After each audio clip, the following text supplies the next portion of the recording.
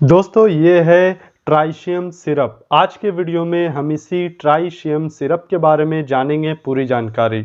जैसे ये ट्राइशियम सिरप में इंग्रेडिएंट क्या है, सारे इंग्रेडिएंट्स के फ़ायदे क्या क्या है, ट्राइशियम सिरप बच्चे को कब और क्यों देना चाहिए और इसे देने पर इसका क्या साइड इफ़ेक्ट हो सकता है, ये सब जानकारी आज के इस वीडियो में मैं आपको देने वाला हूँ। तो पूरी जानकारी के लिए वीडियो के आखिर तक बने रहिए। दोस्तों वीडियो शुरू करने से पहले यहाँ मैं आपको बता दूं, मैं ऐसी कोई भी दवा आपको अपने बच्चे को देने की सलाह नहीं देता हूं। मेरा मकसद आपको सिर्फ जानकारी देने का है। ऐसी कोई भी दवा अपने बच्चे को देने से पहले आपको डॉक्टर से सलाह लेना बहुत ज़रूरी है। So hi guys, welcome back to my channel. This is Aamir and you watching health care and medicine.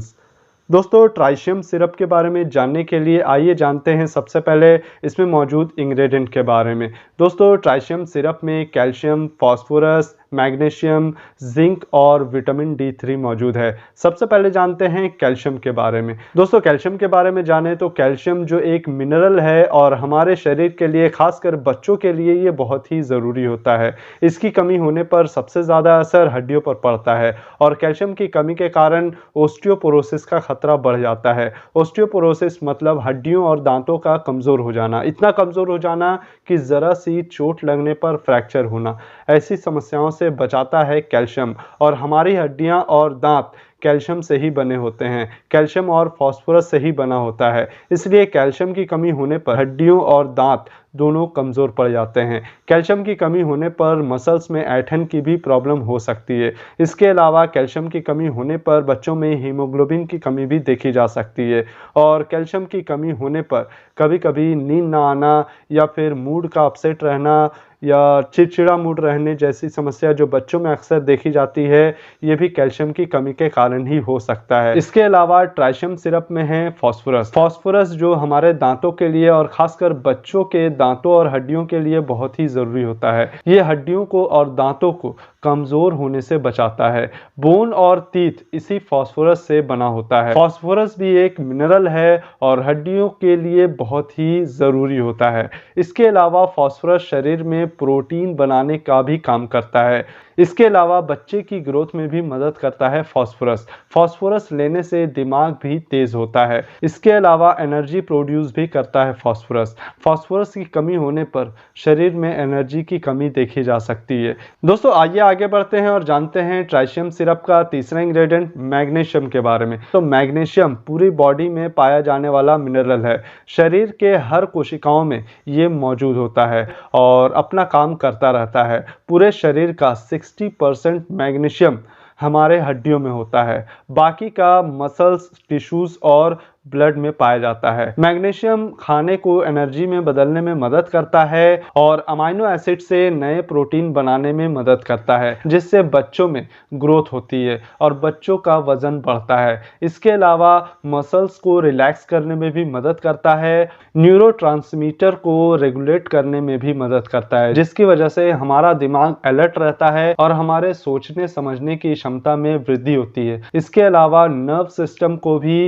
Active रखने में मदद करता है ये मैग्नीशियम बेटर स्लीप के लिए भी बहुत ही जरूरी होता है। बच्चों में अच्छी नींद लाने में मदद करता है मैग्नीशियम और सबसे ज्यादा ये हमारे हड्डियों के लिए होता है। हमारे हड्डियों के लिए ये बहुत ही जरूरी होता है। मैग्नीशियम हमारी हड्डियों को कमजोर होने से बचाता है और बच्चों में हड्डियां मजबूत होना बहुत ही ज्यादा जरूरी है। अब बात करते हैं ट्राइशियम सिरप का नेक्स्ट इंग्रेडिएंट जिंक के बारे में। जिंक एक एसेंशियल मिनरल है जिसे ट्रेस एलिमेंट भी कहा जाता है। जिंक बच्चों के लिए बहुत ही ज़रूरी मिनरल कहलाता है। ये हड्डियों को मजबूती देने का काम करता है, दांतों को भी मजबूत करने में मदद करता है जिंक। इसके अलावा जिंक इम्यूनिटी को स्ट्रॉन्ग करने में भी मदद करता है। कमज़ोर इम्यूनिटी की वजह से हमें सर्दी जुकाम होना या बच्चों में अक्सर सर्दी जुकाम या खांसी सर्दी जैसी समस्या होती है, ऐसी समस्याओं से बचाता है जिंक। जिंक डाइजेशन में भी हेल्प करता है, डाइजेस्टिव सिस्टम को एक्टिव रखता है। इसके अलावा जिंक नर्व सिस्टम के फंक्शन को बढ़ाता है, जिससे दिमाग तेज होता है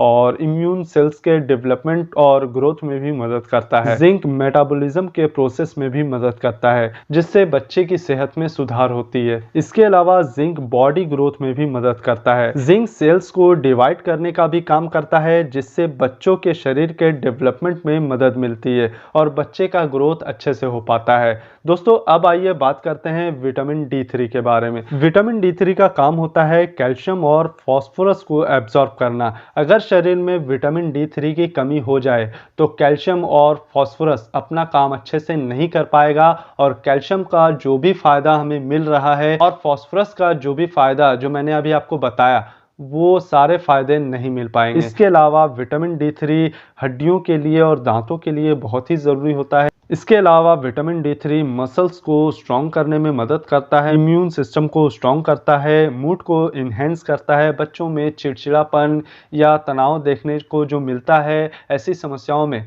ये विटामिन D3 मदद करता है। स्ट्रेस से बचाता है, बच्चों में तनाव जैसी समस्याओं से बचाता है। इसके अलावा विटामिन D3 वजन बढ़ाने में भी मदद करता है। बच्चों का वजन इससे तेजी से बढ़ता है और अच्छी सेहत के लिए विटामिन D3 का होना बच्चों के शरीर में बहुत ही ज़्यादा ज़रूरी है। दोस्तों अब आइए बात करते हैं ट्राइशियम के बारे में, ट्राइशियम सिरप के बारे में। दोस्तों ट्राइशियम सिरप के बारे में जानें तो ट्राइशियम सिरप हड्डियों के लिए, दांतों के लिए बहुत ही खास सिरप है। ये बच्चों को दी जाने वाली सिरप है। खासकर डॉक्टर बच्चों को ही ये सिरप देने की सलाह देते हैं। बड़े भी ये सिरप ले सकते हैं, लेकिन बड़े को डॉक्टर टैबलेट ज़्यादा लेने की सलाह देते हैं। ऐसी दवाइयाँ टैबलेट फॉर्म में अवेलेबल होती है जो बड़ों के लिए होती है, और बच्चों के लिए ऐसे सिरप मार्केट में अवेलेबल है जिसमें कैल्शियम, फास्फोरस, मैग्नीशियम, जिंक और विटामिन D3 होता है। ये ट्राइशियम सिरप बच्चों की ग्रोथ में मदद करता है, बच्चों की हड्डियों और दांतों को स्ट्रॉन्ग बनाता है, लेकिन अपने बच्चे को इसे देने से पहले डॉक्टर से सलाह लेना बहुत ज़रूरी है। ये एक दवा है और दवा जब भी आप कोई भी दवा अपने बच्चे को दें तो डॉक्टर से सलाह लेने के बाद ही दें। ऐसी कोई भी दवा अपने बच्चे को ना दें। सेल्फ मेडिकेशन करना आपके बच्चे के लिए खतरनाक हो सकता है। दोस्तों अब आइए बात करते हैं, अगर हम ट्राइशियम सिरप अपने बच्चे को देते हैं तो इसका क्या साइड इफ़ेक्ट हो सकता है।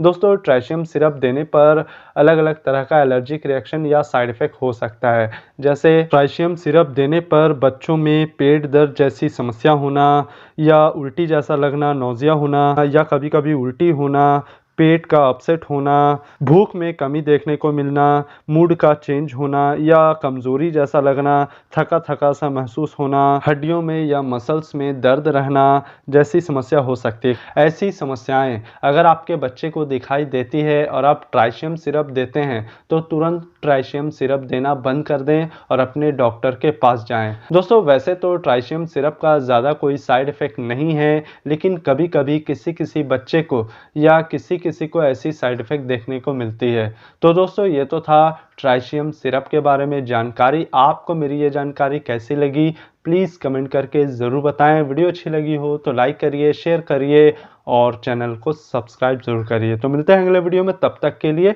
जय हिंद।